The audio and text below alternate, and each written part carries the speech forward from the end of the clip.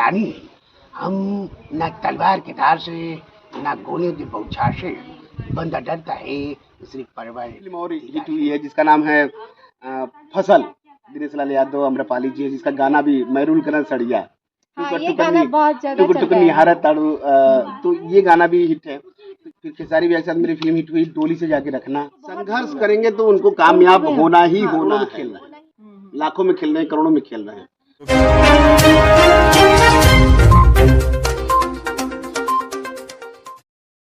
नमस्कार, अभी हम मौजूद हैं सासाराम में भोजपुरी फिल्म के सेट पर, और हमारे साथ कॉमेडी के सुपर स्टार है साहब ललधारी जी। आइए हम इनसे कुछ बातचीत करते हैं।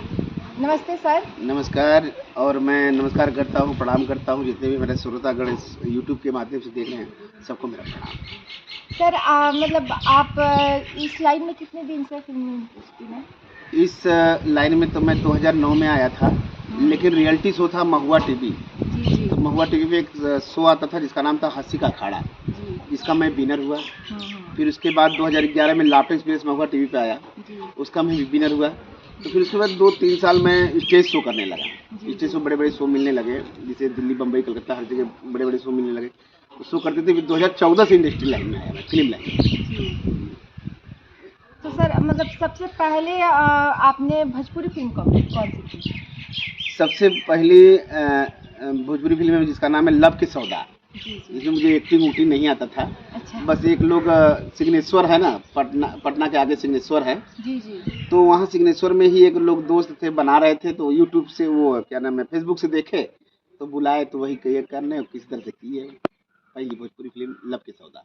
जी सर, आप मतलब अभी आप रहने वाले कहाँ के, कौन सी जगह के हैं? असली घर मेरा तो गाजीपुर में है, बट मेरा पढ़ाई लिखाई पालन पोषण पूरा बनारस में हुआ। और सर अभी आप रहने सहने का मुंबई में?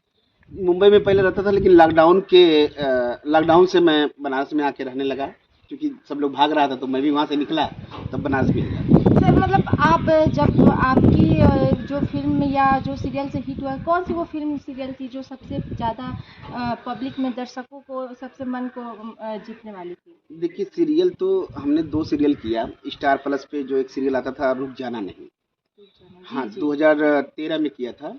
फिर उसके बाद मैंने महिमा काशी विश्वनाथ, डीडी किसान पे एक चैनल है, डीडी दूरदर्शन पे, सॉरी, तो उस पर महिमा काशी विश्वनाथ का सीरियल आया जिसमें मैं नारद मुनि का रोल किया। 2014 में फिल्म लाइन में आया। तो मेरी 2014 की फिल्म तो कोई हिट नहीं गई, क्योंकि छोटे छोटे कलाकारों के साथ काम कर रहे थे। छोटे छोटे कलाकार आज स्टार कलाकार हैं मेरे लिए, क्योंकि उनकी वजह से ही आज मैं यहाँ तक आया हूँ। तो दूल्हा हिंदुस्तानी, महमूद आलम सर जी डायरेक्टर थे। सर अभी तक तो भोजपुरी के सारे स्टार, मतलब जैसे खेसारी जी हैं, पवन जी हैं, विराज भट्ट है, सब जितने भी स्टार हैं, सब लोगों के साथ आपने काम किया। सबसे अच्छा मतलब आपको किन के साथ काम करने में लगता है? देखिए, जैसे व्यवहार कहा जाए तो व्यवहार में तो जितने लोगों के साथ मैं काम किया, चाहे पवन भैया हों, चाहे खेसारी भैया हों, चाहे दिनेश भैया हों, चाहे चिंटू भैया हों, मतलब जितने भी कलाकार हैं, सबके साथ मेरा व्यवहार अच्छा ही रहा है। मैं, क्योंकि वो भी मुझे घर की तरह मानते हैं और मैं भी उनको घर की तरह मानता हूँ। सबके साथ मेरा व्यवहार अच्छा हाँ, खेसारी जी सबके साथ आपका बहुत सारा कॉमेडी ऐसे एज अ हिट भी हुआ जी। तो एक दो जो हिट आपकी कॉमेडी है, प्लीज सुनाने की कष्ट करिए। तो उसमें डायलॉग में अभी तो याद नहीं है, लेकिन वो सीन हिट है, डोली सजा के रखना में जो मुर्गा बनाता हूँ, है ना, तो वो बोलते हैं लिंग पीसवा दे दे, तो लिंग पीस है, हिट हुआ था। फिर उसके बाद वो जो बाल बनाने वाला की खरीद के लिया लोगे कि कहाँ से, चुरा के, हाँ, तो वो सब चीजें मेरा हिट हुआ था, तो वही सब चल। सर एक सवाल और है आपसे कि जब आप शुरुआत इस लाइन में किए थे तो कैसे किए थे, मतलब कितने कष्ट, कितने बाधाओं का सामना आपको करना पड़ा था? कहा जाता है कि फिल्म लाइन में मतलब जब कोई भी लड़का हो या लड़की जाता है, कितने लोग तो पहले जाते नहीं हैं, डरते हैं, और कितने मतलब अपने बिहार के, जहाँ तक माना जाए कि बिहार के मतलब जितने माँ बाप हैं अपनी लड़की को इस लाइन में जाने नहीं देना चाहते हैं, या लड़के को, क्योंकि बोलते हैं कुछ होता नहीं है, टाइम वेस्ट होता है, टाइम बर्बाद होता है। तो आप अपनी मतलब कितनी तकलीफों के बाद इस लाइन को आपको लगता है कि आपको मिला, ये सक्सेसफुल हुआ पूरा? आप सवाल बहुत अच्छा पूछे हैं कि कितना तकलीफों के बाद आप इस लाइन में आज सक्सेसफुल हुए हैं। तो देखिए, मैं बहुत गरीब परिवार से था। मैं गांव में गोलगप्पा चाट बेचता था ठेले पे। गांव गांव में गोलगप्पा चाट, जो ठेला होता है उस पे गोलगप्पा चाट बेचा। तो दुकान चला, कुछ सालों तक बेचा मैं। सर कितने सालों की उम्र में थे? ये उस समय में हमको लगता है कि मेरा जन्म तिथि तो 1985 का है। हमको लगता है कि 98 की बात मैं कर रहा हूँ, 98-97 की बात मैं कर रहा हूँ। तो मैं गोलगप्पा चाट बेचा। फिर कुछ लोग तो उधार लेके चले जाते थे, गाली देकर चले, गरीब आदमी था ना, गाली देके चले, ए पैसा मांगे तो मारे के पाड़ दी। तो मैंने वैसे ही बोल के चले जाते थे। कुछ साल चला भैया किसी तरह से। फिर उसके बाद कपड़े की दुकान बंद किया, तो कपड़े की दुकान पे मैं काम किया। हमारे बनारस में एक अर्दली बाजार है, तो वहाँ एक पूजा कलेक्शन हुआ करता था, तो वहाँ संजय सिंह का दुकान था, तो वहाँ कपड़े की दुकान पे। तो उस समय मेरा तनख्वाह था 800 रुपये महीने।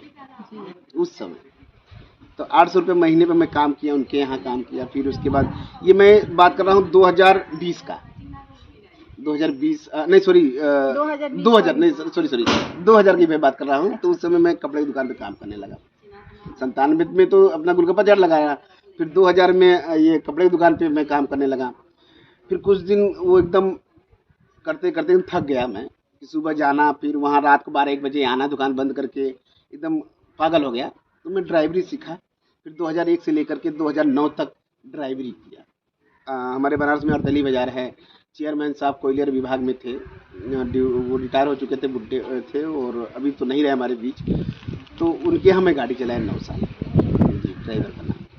तो अच्छा सर, आपको कैसे मतलब लगा कि मैं मुझे फिल्म लाइन में जाना चाहिए, मैं एज एक्टर कर सकता हूँ, मैं कॉमेडी करना चाहता हूँ, मतलब कैसा आपको, आपके अंदर एक होता है ना कि हाँ आदमी को सोचता है। आप तो बिजनेस लाइन से थे, बिजनेस करते थे, तो कभी कुछ ऐसी तो घटनाएं हुई होगी जब आपको लगा होगा कि नहीं मुझे फिल्म लाइन में जाना है? नहीं देखिए, घर में जब रहते थे ना, तो मैं ऐसे ही हंसी मजाक सबसे करते रहते थे। अब दोस्तों के साथ हंसी मजाक, तो लोग पगला करते थे, पूरे गांव वाला पगला करते, पगला आ गया। कहीं भी जाते थे लोग, ए पगला देखा, पगला आवत था, नहीं होता है भोजपुरी में बोलते लोग, ए पगला आवत देखा आवत, तो फिर पगला मजा ले, अब मजा ले, मिल जाए। तो मजा लोग लेते थे, बैठ के कॉमेडी करते थे। तो 2001 में मैं ड्यूटी पे जा रहा था, तो जीवनदीप चांदमारी एक है बनारस में, तो जीवनदीप पब्लिक स्कूल है चांदमारी में। तो वहाँ पे ऑडिशन हो रहा था हंसी का अखाड़ा का, महुआ टीवी रियलिटी शो का। तो उनमें 7,000 लड़के ऑडिशन देने आए थे, करीबन 7,000-8,000 लड़के आए थे, फिर दूर दूर से, पटना से, कानपुर से, बहुत दूर दूर से। तो मैं भी कहा देखते क्या है ये हंसी का अखाड़ा, इसका मतलब यहाँ पहलवान हंसते हुए लड़ेंगे क्या, देखते। तो अपना भी साइकिल खड़ा किया भाई, अंदर गया तो एक फार्म, एक मोटी सी लड़की थी, वो फार्म दे रही थी, तो फार्म खत्म हो गया था।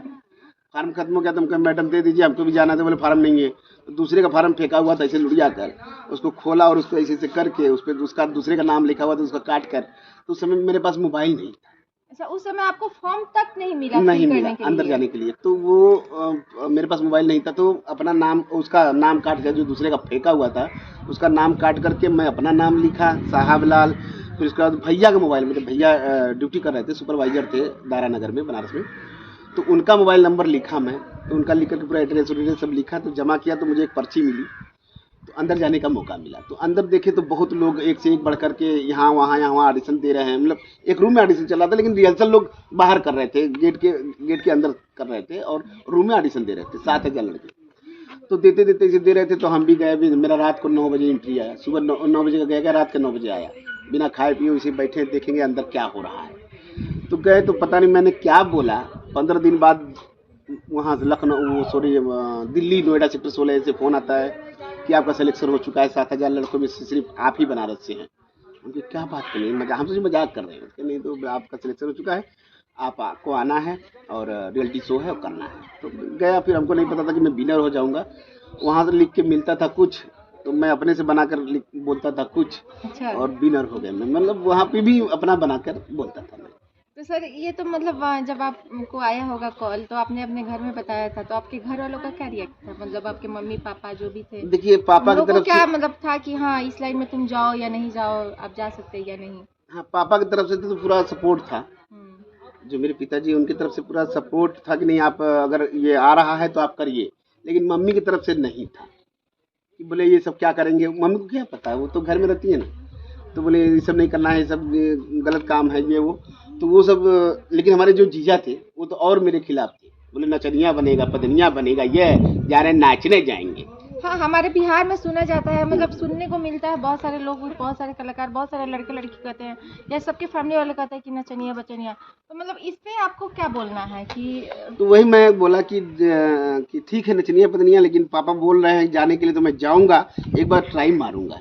तो जैसे ही वो आया फिर मम्मी भी आपकी राजी हो गई तो होंगी बोले बाद जो में। करना करिए, हमको नहीं पता है ना। तो हमारे लड़का के भेज रहे। अच्छा, जिंदगी में पहली बार घर से मैं नोएडा के लिए निकला, दिल्ली के लिए निकला था। पहली बार, घर से दूर नहीं होता, गांव में मैं घर पे रहता था, जिंदगी भर मैं रहा, लेकिन पहली बार मैं करीबन 1.5 महीने के लिए घर से बाहर रहा।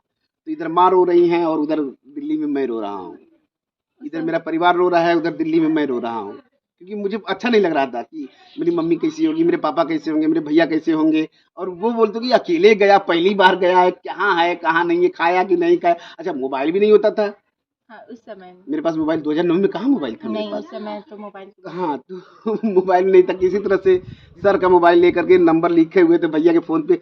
और अच्छा, बात कब एक ही बार होता था, 5 मिनट के लिए। अब किसी का मोबाइल लेकर के 5 मिनट बात करेंगे, 5 मिनट, भैया प्रणाम, हाँ भैया कहाँ है भैया, जल्दी जल्दी उस समय बात कर ले। तो ये कहती ना कि माई वही ठीक है ना, तुमसे बोल दिया ठीक रहा है ना, हाँ तो हम यहाँ ठीक है, ठीक है। अब उनका बात ना सुने, हम अपना ही बोल के रख देते थे। ठीक है, तो उस समय ये जमाना। अब अनजान शहर में जब आप गए होंगे, आपको लगा होगा पता नहीं, एक जब अंदर से भी धड़कने मतलब सोचते होंगे कि पता नहीं हुआ, आए हैं, बहुत सारी चीज़ों को तकलीफ करते हुए गए होंगे। एक विश्वास, कभी आपको ऐसा लगा कि हाँ मतलब मैं कर पाऊंगा या नहीं, डगमगा रहा होगा ऐसा? नहीं, ऐसा तो कुछ नहीं लगा। खाली बस देख रहे थे कि बड़े बड़े बिल्डिंगे हैं, इससे देख रहे हैं जितने बड़े, और ये रोड, इतनी गाड़ियां जा रही हैं, ये देख करके आश्चर्यचकित हो रहे थे। जैसे हमारे गांव में ना, गाजीपुर गांव में, वहाँ छोटे पतले गलियां होती थी और ऐसे घर होते थे जो मड़ई का होता है, ऐसा ऐसा होता है। तो ऐसे घर थे। तो यहाँ देख करके, दिल्ली में देख करके तो इतनी बड़ी गाड़ी, अरे बाप रे, इतना महंगा गाड़ी, ये अरे बाप रे बाप। पहली बार मुझे एक एसी रूम मिला हुआ था जब मैं रियलिटी शो कर रहा था दिल्ली में। पहली बार एसी रूम मिला और पहली बार बेड वो मिला कि उस पे बैठिए तो एक बित्ता अंदर चला जा, अंदर जाके खूब ऐसे कर रहे हैं। अच्छा लग रहा था मुझे, तो बहुत अच्छा लगा कि मैं जिंदगी में कि पता नहीं, मैं मुझे स्वर्ग मिल गया ये। बताइए कि अभी तक आपकी कितनी फिल्म हिट हुई है और कौन कौन सी फिल्म? देखिए, अभी तक तो मेरी जितनी फिल्में बनी हैं करीबन 2014 से लेकर के 2024, आज हो गया 2024, यानी कि 30 अप्रैल 2024। तो अभी तक मेरा 147-48 फिल्में हो चुकी हैं। हम्म, हाँ, 147-48 फिल्में में से मेरी कई फिल्में हिट हुई है। जैसे मेरा पहला हिट हुआ था लैला मजनू, चिंटू भैया के साथ था। जी फिर जी। ससुरा बड़ा सतावाला, वो फिल्म हिट हुआ था। फिर खेसारी भैया के साथ मेरी फिल्म हिट हुई डोली से जाके रखना, वो हिट हुआ। फिर खेसारी भैया के साथ हिट हुआ बाप जी हिट हुआ। फिर तमाम ऐसे जितने भी फिल्में, अभी एक फिल्म और हिट हुई है जिसका नाम है फसल, दिनेश लाल यादव, अम्रपाली जी है, जिसका गाना भी मैरूल करण सड़िया, हाँ, ये गाना बहुत ज्यादा चल रहा है। निहारत ताड़ू, तो ये गाना भी हिट है। तो इस फिल्म में भी मैं हूँ, दिनेश जी हैं, अम्रपाली जी हैं। तो फसल फिल्म, तो अभी जितनी फिल्में मैं कर रहा हूँ सब आप लोग के आशीर्वाद से, हमारे दर्शक के आशीर्वाद से हिट पे हिट जाती जा रही है। सर, आप अपना यूनिक तो बता दिए, बहुत ही मतलब कष्ट भरी और मतलब बहुत ही स्ट्रगल लाइफ है सच में। इंसान को हमें लगता है कि ये सुनकर आपकी जो भी आपकी यूनिक है, जो भी स्टोरी है शुरू से लेकर अभी तक, ये हमारे दर्शकों को बहुत ही, एक कलाकार को जो भी एक्टर बनना चाहेगा, एक्ट्रेस, उसको बहुत ही हिम्मत संघर्ष, मिलेगी। हाँ, उसको बहुत संघर्ष हिम्मत- करेंगे तो उनको कामयाब उनको भी- होना ही हाँ, होना है। होना ही होना है। अब देखिए, यही है कि यूट्यूब का जमाना 97 में 98 में नहीं था, 2004 तक 5 तक नहीं था। ठीक है, यूट्यूब का जमाना आया। आज गली गली से, घर घर से लड़के निकल रहे हैं, कुछ कॉमेडी कर रहे हैं, कुछ इसे वीडियो बना रहे हैं, वो करोड़ों में खेल रहे हैं, लाखों में खेल रहे हैं, करोड़ों में खेल रहे हैं। तो जमाना बदल रहा है ना, तो जो संघर्ष करेगा उसको मिलेगा। सर, एक बात, मुझे एक सवाल और था आपसे कि आपकी पढ़ाई लिखाई कहाँ तक हुई है, स्टडी? पढ़ाई की बात आई तो देखिए, मैं बता दूं कि हमको समझ में नहीं आता कि मैं कैसे बताऊं। LKG पे, अब तो LKG हो गया, पहले कच्चा गधैया गोल होता था, जो पटरी उटरी लेकर के चलते थे लोग। तो वहाँ से मैं पढ़ा, करीबन शुरुआत किया तो 10 तक मैं पढ़ा, 10 हाई स्कूल में पढ़ा है, हाई स्कूल तक। लेकिन 9 में 2 बार फेल, 10 में 2 बार फेल। अच्छा, फेल हो गए? फेल हो गए। और 5 में मैंने 2 बार पढ़ा। 5 में भी 2 बार पढ़ा? जी। अच्छा, ये हुआ कैसे? 1 में से निकला 4 में बैठा, हाँ। 1 में से 4 में निकला बैठा, फिर 4 में से 5 में बैठा, फिर 5 में से 2 में बैठा। अच्छा। हाँ, यही से मेरा संघर्ष चलता रहा। मैंने अभी तक तो सुना है कि मैट्रिक का इंसान, स्टूडेंट मैट्रिक का एग्जाम बार बार देते हैं, लेकिन 5 में 2 बार पढ़ना, ये पहली बार जिद्दी था ना, जिद्दी था। जिद्दी में बात जिद्दी ये था ना कि जैसे वो पेड़ है वहाँ, पहले पेड़ के पास ही स्कूल हुआ करता था, अरे यार, है ना, पेड़ के पास ही स्कूल हुआ करता था। तो वहाँ से यहाँ, जैसे यहाँ चौथरे में लोग बैठे हुए हैं और वहाँ पेड़ के पास, तो मैं भी यहाँ से भागता था तो वहाँ बैठता था। हम कहे यहीं बैठेंगे, यहीं पढ़ेंगे। तो मास्टर साहब बोले नहीं तुम्हारा क्लास वाला छोड़िए, हम यहीं बैठेंगे। इसमें भागते थे, उसी में चलते थे। और सर आगे अभी तक का मतलब अभी अब आगे और क्या क्या करना चाहेंगे आप? क्या क्या है आपका कुछ अभी लक्ष्य, सपना? सपना यही है कि बस गरीबों का मैं मदद करूं। जैसे मैंने लॉकडाउन में गरीबों का मदद किया। खलीलाबाद में मैं फंसा था तो गरीबों को करीबन 6.5 लाख रुपया तक मैंने पैसा नहीं दिया, लेकिन 6.5 लाख का जो खाना पीना, गरीबों को चप्पल, ये वो जो सिस्टम में था मैंने दान किया। तो मैं सोचूंगा कि भगवान अगर मुझे ज़्यादा धन दौलत दे दे तो मैं गरीबों को दान करूंगा। मुझे कुछ नहीं चाहिए, बस 2 रोटी खा करके जी लूँ, ये मिल जाए, बाकी सब गरीबों को दान कर दूँ। सर ये तो बहुत है, लेकिन सर आपको लगता है कि आपके फैमिली यानी मतलब आपकी वाइफ जो है, आपके फैमिली ये करने कि सब दान कर दो जाओ? वो बोलती है आप जो कर रही है खुश रहिए, मस्त रहिए। वाइफ हमारी हैं अभी यहाँ इलाहाबाद की हैं और ड्यूटी करती है खुदे केरला में। अच्छा, क्या चीज़ में सर? वो डॉक्टर हैं। अच्छा, डॉक्टर है। हाँ, वो डॉक्टर हैं। तो उनका कहना है कि जो मैं कमाता हूँ चलने दीजिए, आप जो कमाते हैं चलने दीजिए, हमसे आपसे बस हमारा आपका संबंध बना रहे और पैसे से मतलब लेंगे। तो बहुत अच्छी हैं वो, तो सपोर्ट है उनकी तरफ से। सर आपके कितने मतलब बच्चे हैं अभी? हमारे 2 बच्चे हैं, दोनों लड़के हैं? एक लड़का एक लड़की। दोनों कितने हो अभी, कितने हुए मतलब कितने बड़े हुए होंगे? बच्चा तो मेरा हो गया करीबन 9 साल का और बच्ची अभी 2 साल का। चलिए, आपने तो तमाम चीज़ें अपने बारे में बताया, बहुत ही अच्छा भी लगा और बहुत मुझे तो हिम्मत मिला ही, बाकी हमें लगता है कि पूरे दर्शकों को, पूरे लड़के लड़की को हिम्मत मिलेगा। सर कुछ आप सुना दीजिए प्लीज। हाँ, बातें करते करते मैं दर्शकों को बताऊंगा कि जब मैं लाफ्टर एक्सप्रेस में आया तो उसमें कुछ मिमिक्री आर्टिस्ट, मैंने 58 कलाकारों की आवाज़ भी मैं बोल लेता हूँ। 58 कलाकारों की। 58 सर जो है, सर जो भोजपुरी के सुपरस्टार कॉमेडी स्टार है, वो हम सब एक आवाज़ बोलते हैं, ये एक आवाज़ नहीं 58 आवाज़ें निकाल सकते हैं। तो आइए इनके साथ हम सुनते हैं। वो 58 आवाज़ तो नहीं सुना, लेकिन कुछ आवाज़ें हम जरूर सुनेंगे।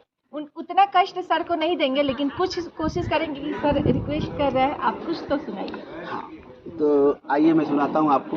हमारे गुरुजी हैं जॉनी लीवर साहब, जैसे उनकी आवाज़ होती थी, क्या बात है, क्या कर रहे हो, बहुत अच्छा लग रहा है, जिसे करते रहो बाबा, मेरे छोटे छोटे बच्चे, वाह वाह। तो ये जॉनी लीवर साहब, नाना पाटेकर साहब जैसे आ गए मेरे मौत का तमाशा देखने, जॉनी लीवर साहब, राजकुमार साहब जैसे। जानी हम न तलवार के धार से, न गोलियों की बौछार से, बंदा डरता है सिर्फ परवर दिगा से। तो ऐसी तरह तरह की आवाज़ें हैं। कुछ चीज़ें क्या कि माइक में भी अच्छा लगता है। जी जी जी। हाँ। चलिए, बहुत अच्छा लगा सर आपसे मिलके, आपसे बातें करके और आपके बारे में जानकर। तो देखिए, बहुत ही मतलब आप लोग भी जानते हैं, इनकी पूरी इतिहास ही हम लोग सुन लिए और बहुत ही अच्छा भी लगा। तो दोस्तों, मैं आप सबसे, जितने भी एक्टर एक्ट्रेस हैं जो बनना चाहते हैं, उनसे मैं कहना चाहूँगी कि ये एक बार इस वीडियो को ज़रूर देखें और सर की बातें सारी सुने विस्तार से और समझें, क्योंकि इन्होंने मुझे लगता है जितना स्ट्रगल किया है और खुद के पैरों पे ये खड़े हुए हैं, ना ही किसी का हेल्प, ना किसी का सहारा, ये खुद के बदौलत खड़े हुए हैं। बहुत ही अच्छा लगा सर, ऐसे थैंक यू सर हमारे चैनल में आने के लिए, हमसे बात करने के लिए। और थैंक यू आप लोगों को भी, जो आप इतना बहुमूल्य समय निकाल करके मेरा इंटरव्यू लिए और दर्शकों के बीच हमारा जो असली रूप प्रस्तुत किए हैं। तो मैं धन्यवाद आपको भी कहूँगा और दर्शकों को यही कहूँगा कि इस चैनल को सब्सक्राइब करें, शेयर करें और बेल आइकन घंटी दबाएं। इस चैनल पे आपको तमाम ऐसे कलाकारों की जानकारी मिलेगी, आप लोग अगर प्यार देंगे तो प्यार देंगे कैसे, जब चैनल को सब्सक्राइब करेंगे।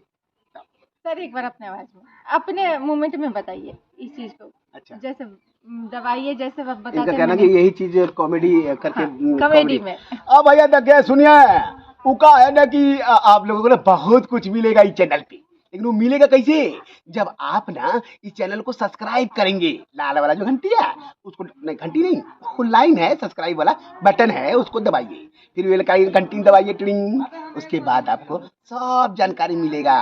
जी हाँ, नमस्कार।